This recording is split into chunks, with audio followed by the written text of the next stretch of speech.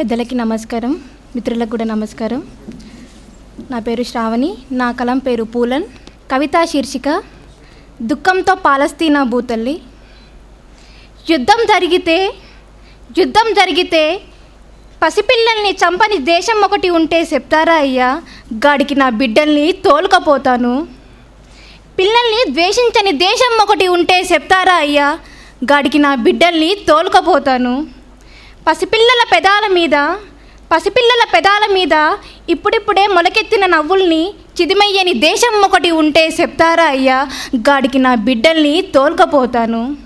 ఇప్పుడిప్పుడే నా బిడ్డలు స్వేచ్ఛా గాలిపటాలు ఎగరవేసుకుంటున్నారు. సీతాకోక చిలకల్లాగా స్వేచ్ఛగా ఎగురుతూ ఆడుకునే నా బిడ్డల మీద వడగండ్ల బాంబుల వర్షాన్ని కురిపించిన ఈ దేశంలో నేనెట్లా సారు శాంతిని కోరేది?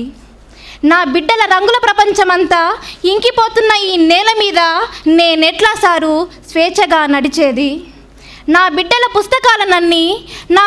పుస్తకాలనన్నీ విసిరేసిన ఈ దేశంలో నేనెట్లా సారు స్వేచ్ఛగా శాంతిని కోరేది?